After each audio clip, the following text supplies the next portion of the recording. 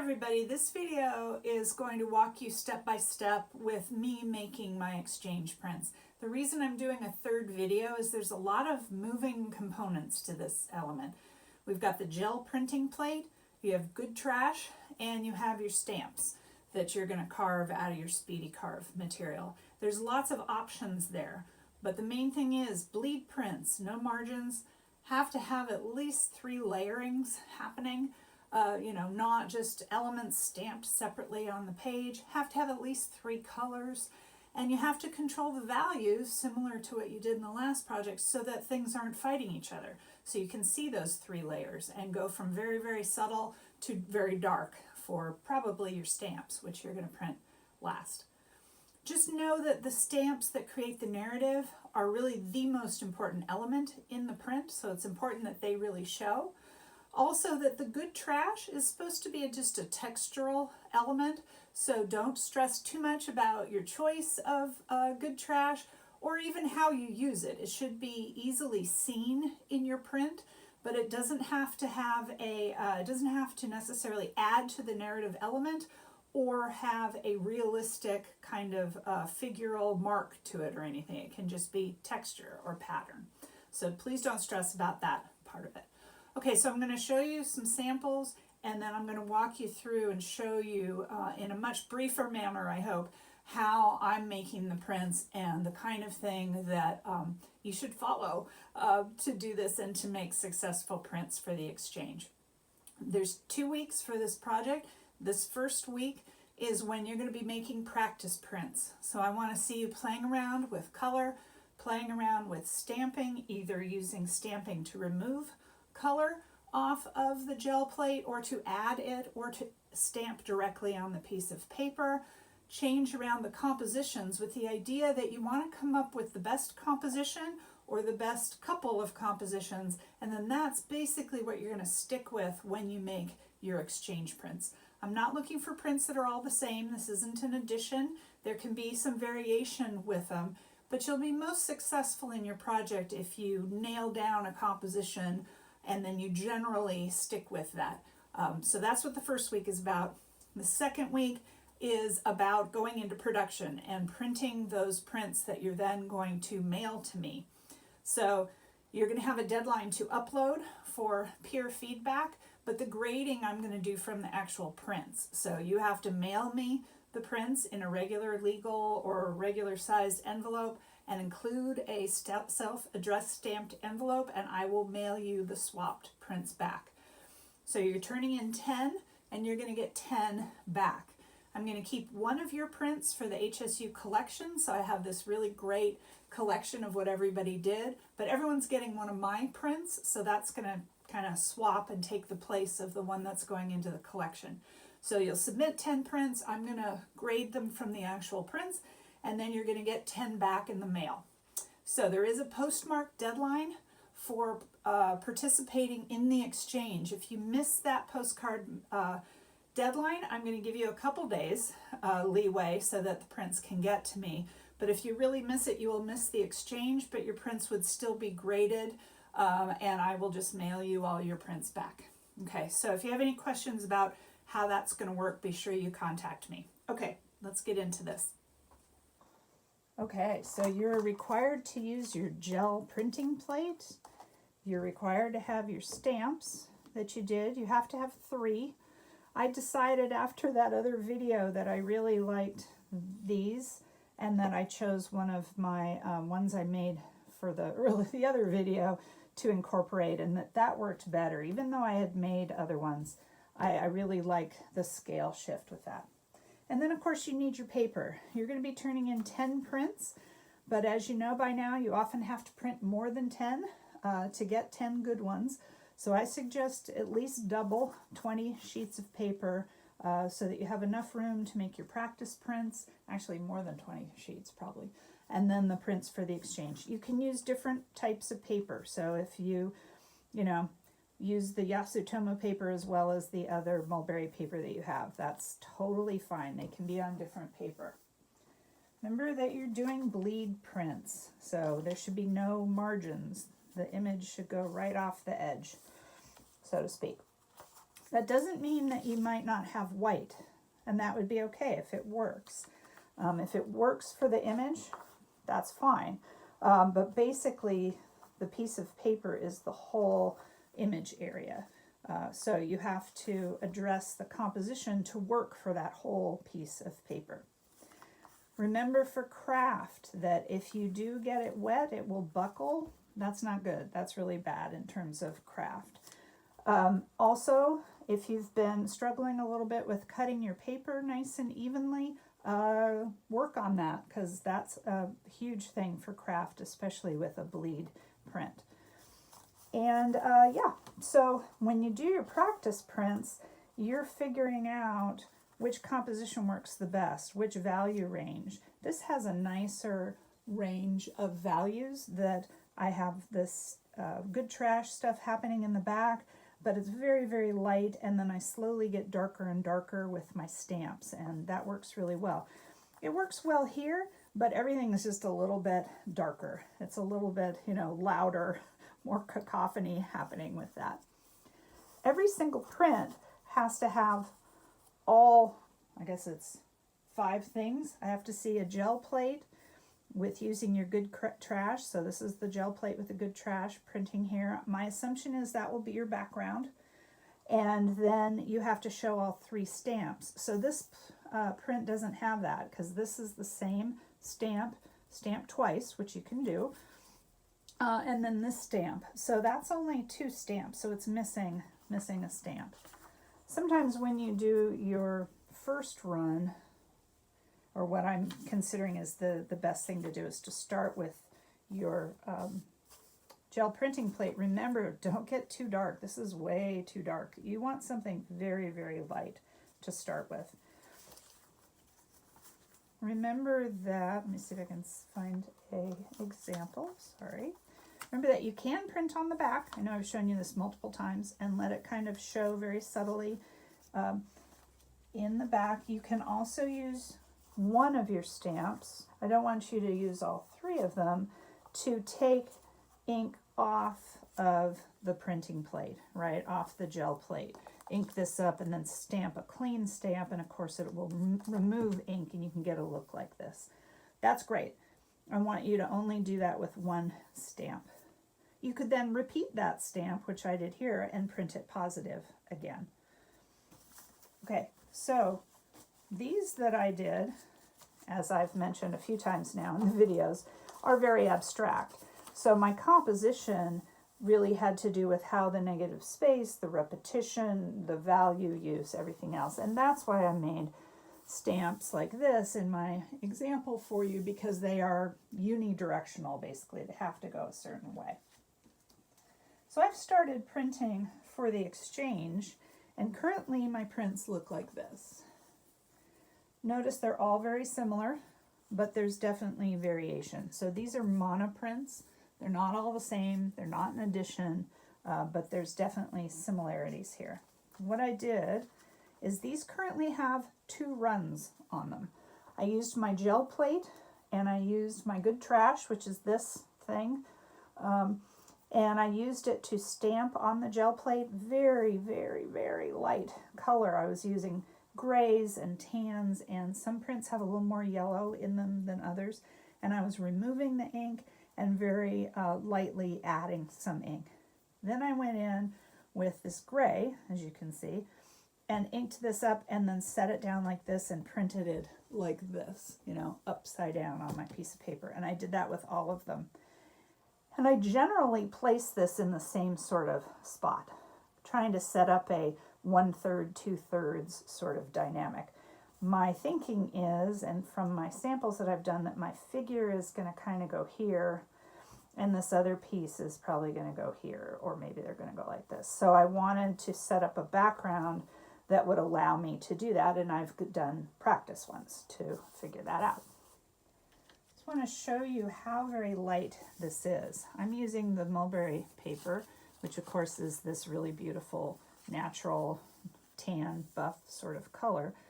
This is the same color of gray ink, and you can see how dark it is on the white paper, right? And actually, if this was going to be one of my prints for the exchange, if I was going to do white paper, I would probably make that gray a little lighter, perhaps.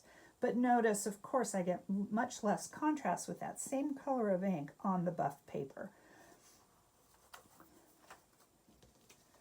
There is definitely variation in my prints, and I've printed quite a lot of them so that, you know, if I make a mistake in the printing or I want to do sample ones and see which colors work, I have more than enough sheets of paper to go here and to practice. Here's my usual setup. It should look familiar. I have some pre-evaporated color mixtures that I've made already. I have a tan, a lavender, and a gray, and those are the colors, along with some yellow, that I used for that first run. Here's my gel printing plate. It comes with these protective sheets. You could leave one on the back if you wanted to, but it's also, which is what I did on the other video, but you could also just stick it down on here. You notice my placemats have reproduced a little bit. I'm now using 3 of them, which just makes a surface that's really easy to clean.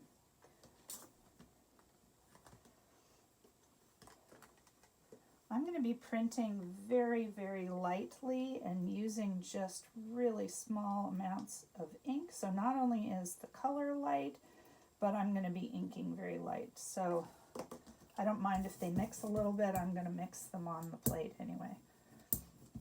Just getting down to very small-ish amount.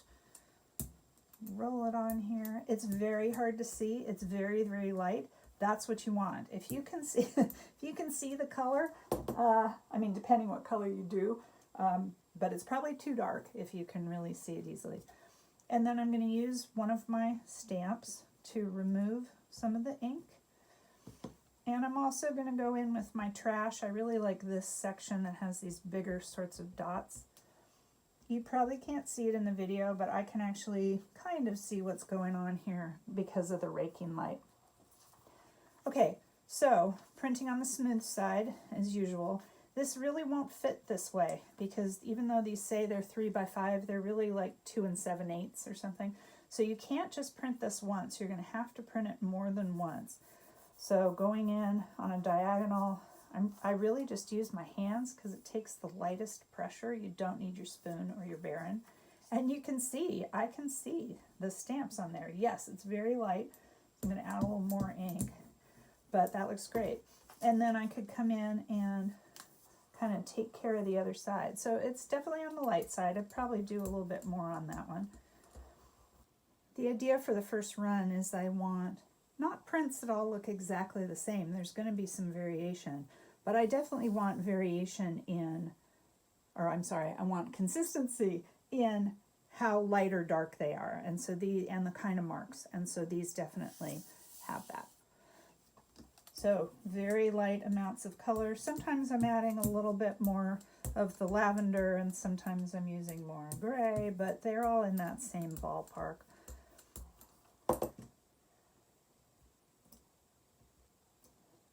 Removing ink, sometimes I'm also kind of inking up this rubber thing, and I can stamp that in places. I'm being careful that I'm not over inking. I don't have big globs of ink on there. It takes very little pressure to print off of this. I tend to, not at that time, but I try to avoid getting these really strong lines when I'm printing, because those are going to make really strong compositional elements, which could be sort of challenging to get rid of. So I sort of try to avoid those a little bit. And how I do that is, as I said in the other video, I put down the paper more diagonally. Also, sometimes I just put it down and try to not have a hard edge, just printing one part of things. Sometimes I go back and forth, like now I don't have any ink on there, so now I could ink this up and stamp it on here as a positive. It's kind of heavily inked, so that I could come back and just add a little bit of those sort of marks in a specific place. So I get prints that have a kind of consistent background, that don't have big voids of paper, that they all have similar sort of coverage on the paper. And I just keep going. Sometimes, like I'm doing right now, I work on 2 or 3 prints at one time. So putting a very small amount of ink down. Remember to add your good trash texture, and then either positive or negatively using this. So by sort of a dance here, it's like I want it to remove the ink, but I don't want it to be so wet that it's gonna buckle my paper. So that was a little too wet. So I'm gonna roll this out again, use it to remove ink. Good trash.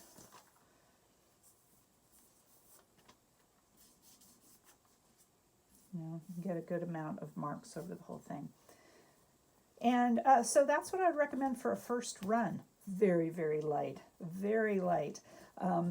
Again, trying to be as consistent as possible in the value across the prints, but there definitely can be some variation. When I go to do the other layers on here, when I go to print my stamps, I'm going to be much more consistent in terms of where that's printing on each page. It just will make it so much easier to print the exchange if I have, nailed down my composition and keep everything basically in the same place.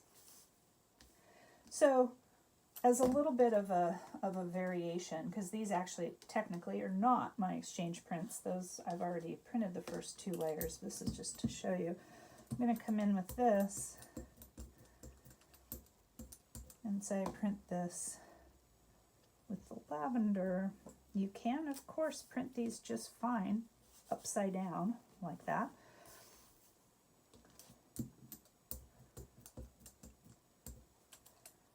Just like the other prints I sort of look and decide, are there really strong marks somewhere? This paper's already buckling quite a bit. I got it really wet. That's probably not going to be a good one.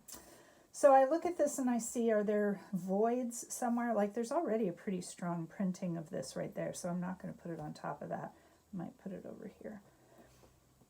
Are there voids, or there's something that I need to, compositional problem already that I need to correct or something, and that's where I put the stamp. Notice also that I'm stamping off the piece of paper, because elements, of course, can go off the piece of paper, and in fact I recommend that they do go off the piece of paper. This is a bleed print, so having prints that seem to be extending compositionally off the edge of the paper is what is appropriate, is what should happen. So I don't want to see them all kind of arbitrarily crouching on the inside of the paper. You guys have had a good amount of experience with this ink so far, and you know that it dries very quickly. So you can, print layer after layer pretty quickly here. I've noticed though that once you have a bunch of layers or heavily inked areas on your print, it does take a little longer for it to dry completely. So this is how I did my first and second runs. So now I've done my gel plate. I'm actually not going to use it again for this exchange.